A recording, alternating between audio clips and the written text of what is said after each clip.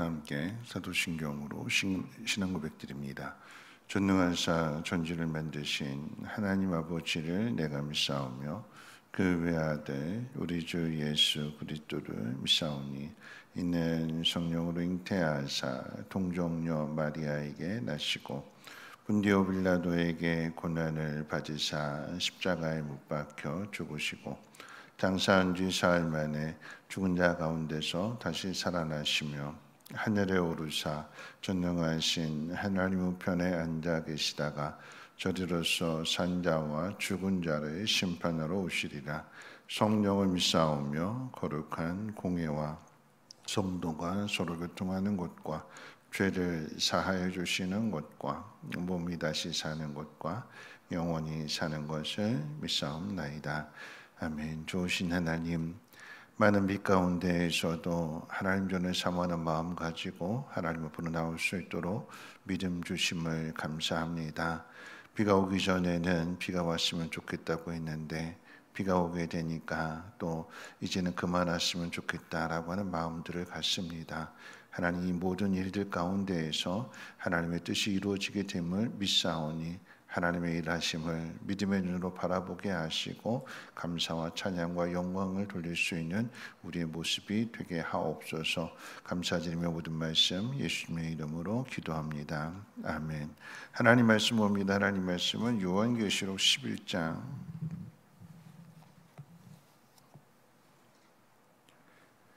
14절로 19절까지 한 절씩 교독을 읽겠습니다.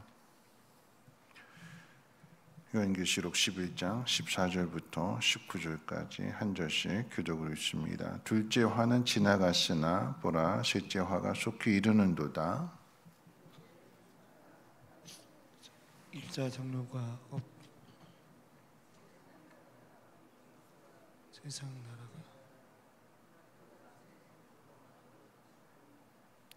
하나님 앞에서 자기 보좌에 앉아있던 24장로가 엎드려 얼굴을 땅에 대고 하나님께 경배하여 이르되 감사하옵나니 예전에도 계셨고 지금도 계신 주 하나님 곧 전능하신 이여 친히 큰 권능을 잡으시고 왕노릇 하시도다. 이방들이 분노하며 주의 진노가 내려 죽은 자를 심판하시며 또 선지자들과 성도들과 또 작은 자든지 큰 자든지 주의 이름을 경외하는 자들에게 상 주시며 또 땅을 망하게 하는 자들을 멸망시키실 때로서로이다 하더라. 예, 하늘에 있는 하나님의 성전이 열리니 성전 안에 하나님의 언약궤가 보이며 또 번개와 음성들과 우레와 지진과 큰 우박이 있더라. 아멘. 일곱 번째 나팔을 불며 둘째 화는 지나갔고 셋째 화가 이르렀도다 했는데 심판이나 재앙이나 또는 그 화에 대한 구체적인 이야기가 없고 그리스도의 나라 왕노릇 또 하나님께 경배와 감사로 끝이 나는 것이 오늘 본문의 내용입니다. 이 그림은 이제 성도들에게 있어서의 최종적인 승리의 모습을 미리 보여주는 거죠. 최종적인 모습은 그리스도께서 이 땅에 다시 오심으로써 그의 나라가 이루어지게 되는 것이고 그럼으로써 이제 성도들이 감사와 찬송과 영광을 돌리게 되는 것으로 이제 세상이 끝이 나게 됩니다.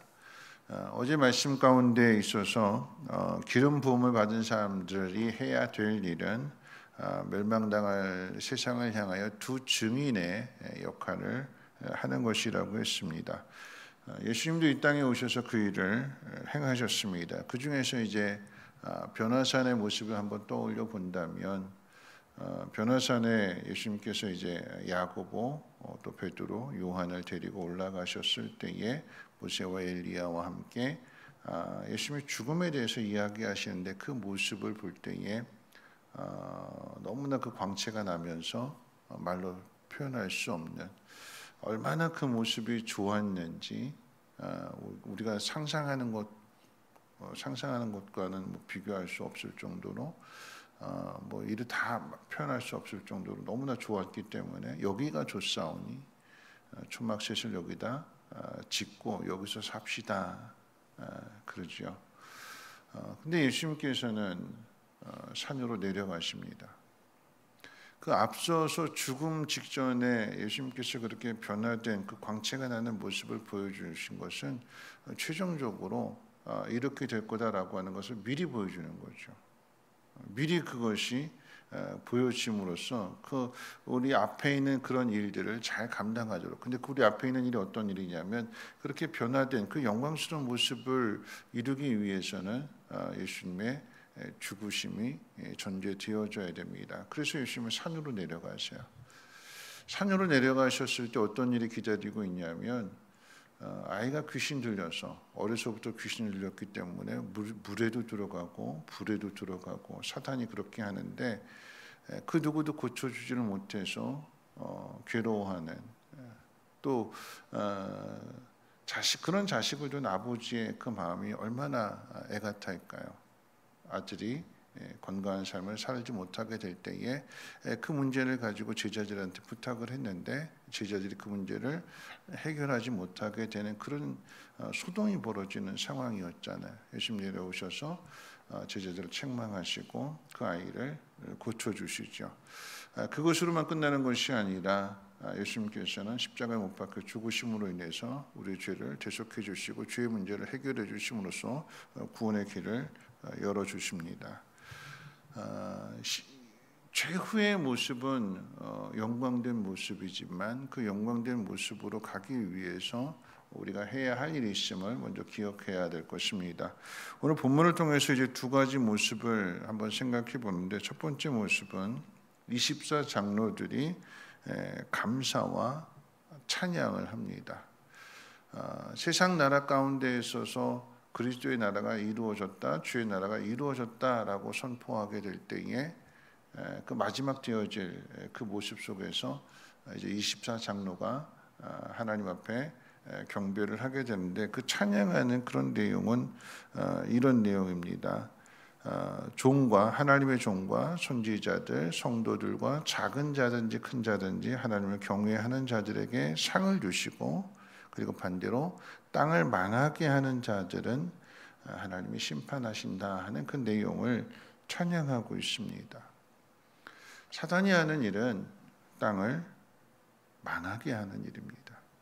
그 땅을 망하게 할 때에 그 땅을 밟고 사는 사람들 하나님에게로 나아가지 못하도록 방해하고 시기하는 게 사단이 하는 일이죠.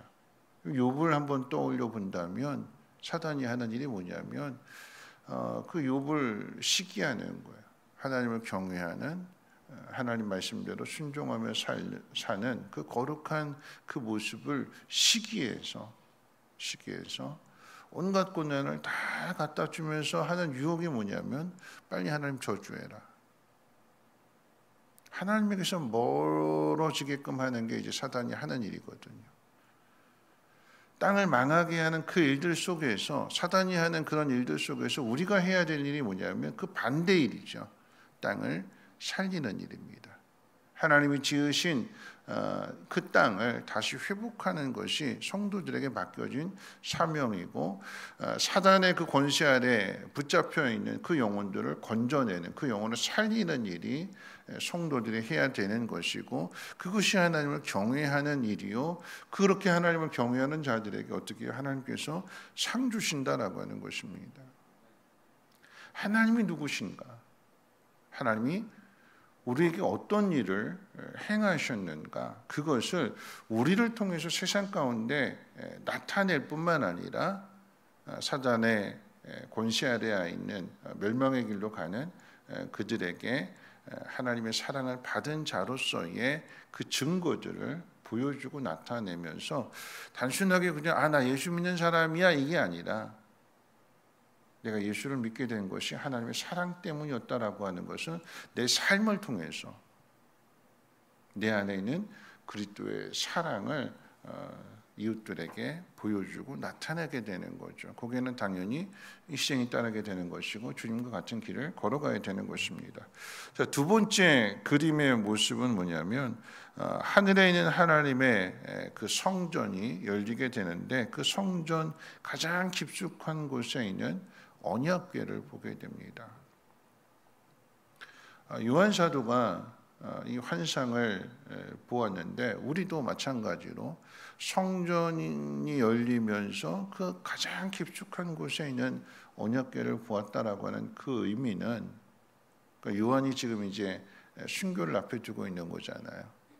그 속에서 하늘의 환상을 보게 되는 것은 끝까지 맡겨주신 사명을 잘 감당하라고 하는 의미인데, 여러분 이 모습은 우리에게도 동일하게 나타나게 되는 것입니다.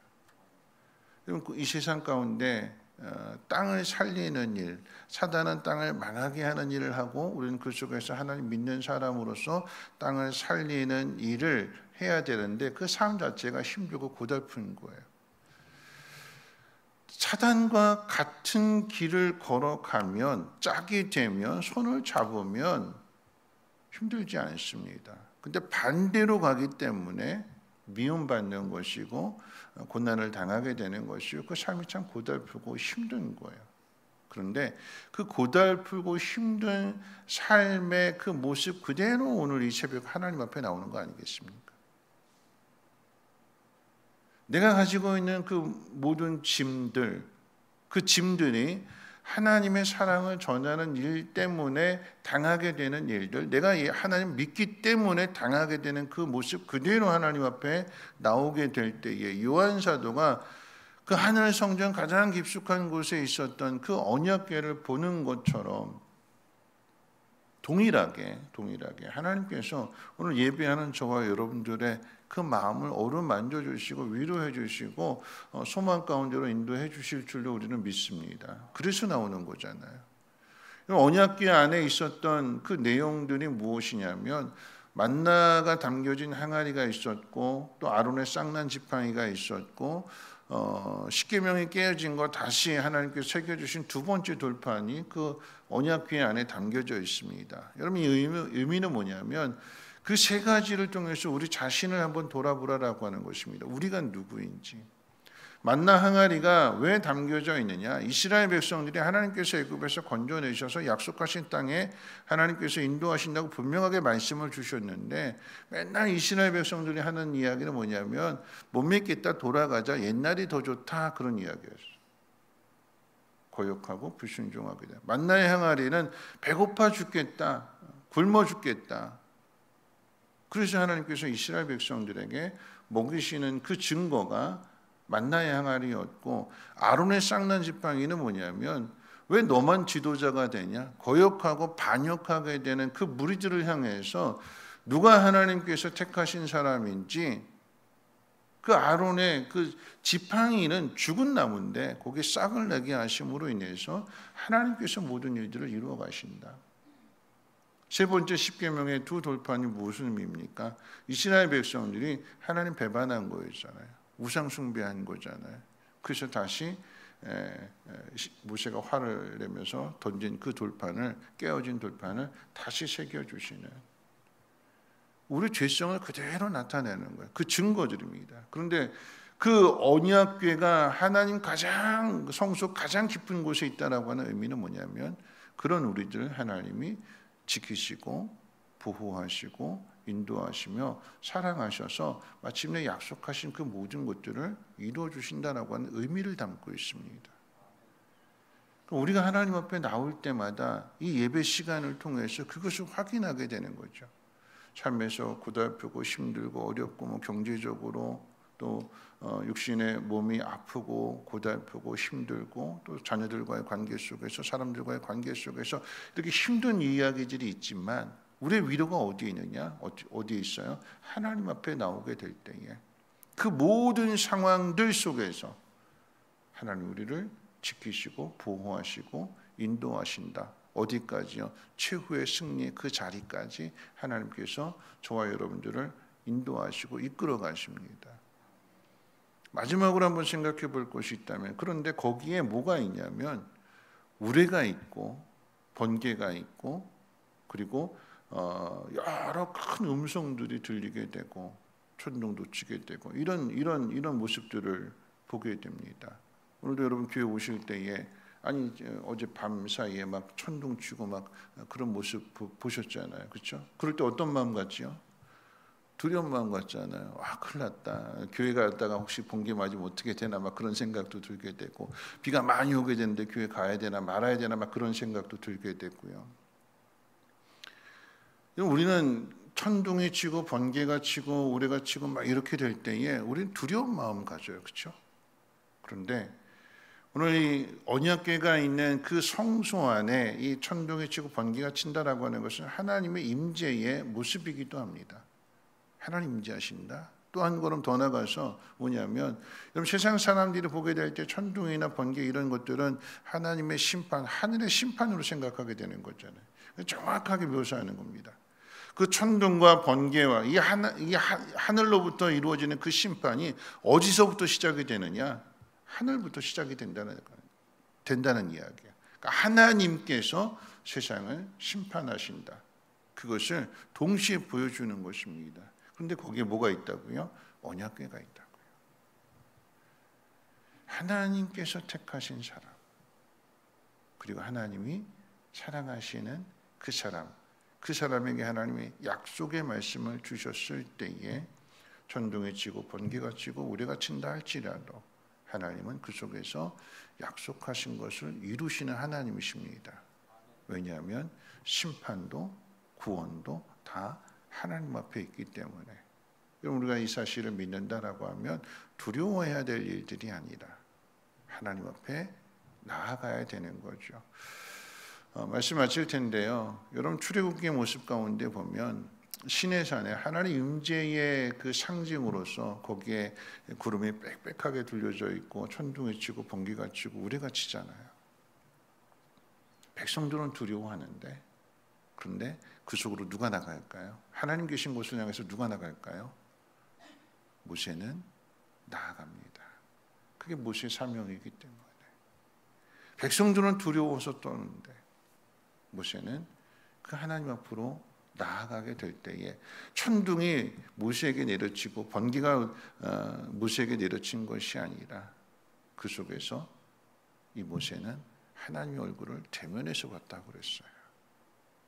우리 앞에 되어지는 모든 일들, 힘들고 어려운 일들이 있겠지만 그 끝은 하나님 약속하신 것을 반드시 성취하신다라고 하는 사실을 우리는 믿어야 되는 거고, 그것을 미리 봐야 되는 것이고, 그리할 때에 우리에게 주어진 모든 삶의 환경들 속에서 우리가 해야 될 일들은 24장로가 했던 것처럼 찬양하고 경배하며 감사하는 일들입니다.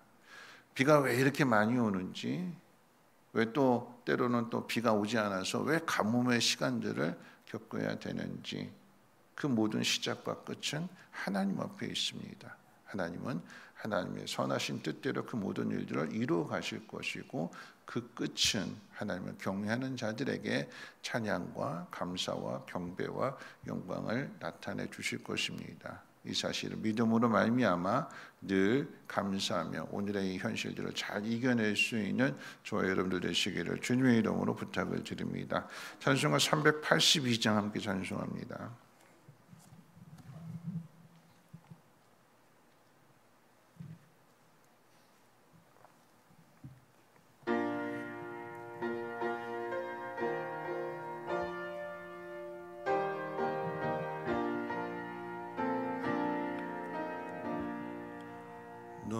근심 걱정 말아라. 주 너를 지키니. 주 날개 밑에 거하라. 주 너를 지키니. 주 너를 지키니.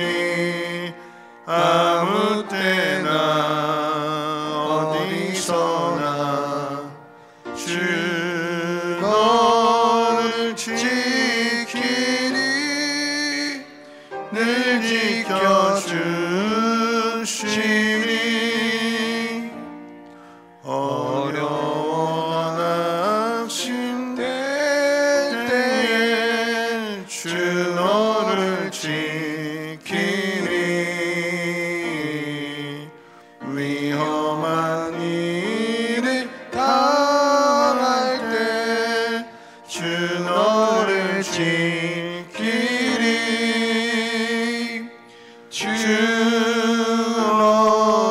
지키리 아무 때나 어디서나 주 너를 지키리 늘 지켜주시리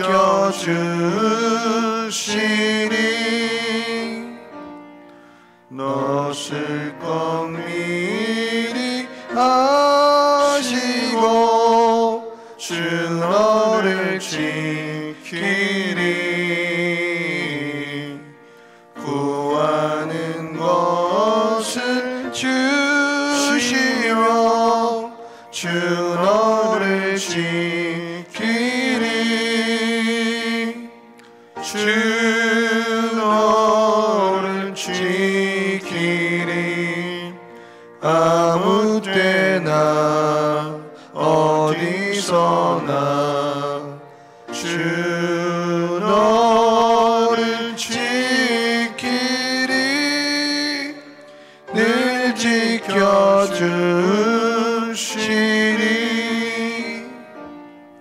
어려운 시험 당해도 주 너를 지키리 구주의 품에 거하라 주 너를 지키리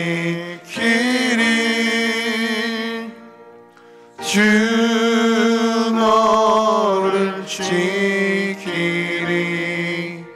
아무 때나 어디서나 주 너를 지키리 늘 지켜주시리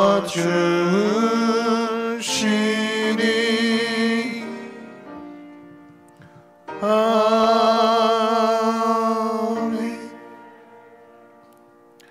네, 오늘 말씀 생각하면서 함께 기도하실 텐데요. 하나님께서 우리에게 항상 은혜를 주시는데 때는 그럴 때가 있잖아요. 믿음 없었던 사람이 어느 날 갑자기 이제 믿음을 내게 되는 모습들을 보게 됩니다. 새벽기도 나오게 되고 또 금요밤 예배에도 나오고 그렇게 되는 것은 하나님께서 은혜를 주셔서 그 고난을 잘 이겨내라고 하나님 인도해 주시는 거죠. 우리 앞에 있는 힘들고 어려운 일들, 힘들고 어려운 일들만 있는 것이 아니라 우리가 하나님 앞에 나올 때마다 위로해 주시고 또 말씀을 주시고 넘어지는 흐트러지는 그 마음을 다시 일으켜 세울 수 있도록 하나님 우리를 이끌어 주시고 인도해 주십니다. 그것이 마침내 약속이 이루어지게 되는 그 자리까지 나아가게 되는 거죠. 오늘 집에 우리 하나님께 기도해야 될 것은 그 모든 것이 다 하나님 손에 있습니다. 번개와 우레와 천둥도 하나님 손으로부터 나오게 되는 거죠. 그런데 믿음을 가진 사람은 천둥과 번개를 보는 것이 아니라 그 옆에 있는 언약궤를 봅니다. 우리가 봐야 될 것은 하나님입니다. 힘들고 어려운 상황 속에서 더 하나님을 신뢰하고 더 하나님을 의지하는 믿음이 될 수 있도록, 그래서 최후의 자리까지 나아갈 수 있는 그런 우리의 모습 되게 해달라고, 우리에게 각자에게 맡겨주신 사명 잘 감당하면서, 백성들은 두려워했지만 그 사명을 가진 모세는 하나님 앞에 나아가게 될 때에 하나님을 대면하는 그 놀라운 은혜를 더 풍성하게 누리게 됩니다. 우리에게도 동일한 은혜 베풀어 주시사 맡기신 사명, 우리에게 허락하신 일들 잘 감당하고 증인으로서의 사명을 감당하게 해달라고 우리 함께 통성으로 하나님 앞에 기도합니다. 사랑 많으신 하나님 아버지 감사합니다. 오늘 비가 오고 또 천둥도 치고 번개가 치는 그런 상황 속에서도 하나님 전에 나올 수 있도록 하나님 큰 믿음 주심을 감사합니다. 우리를 통해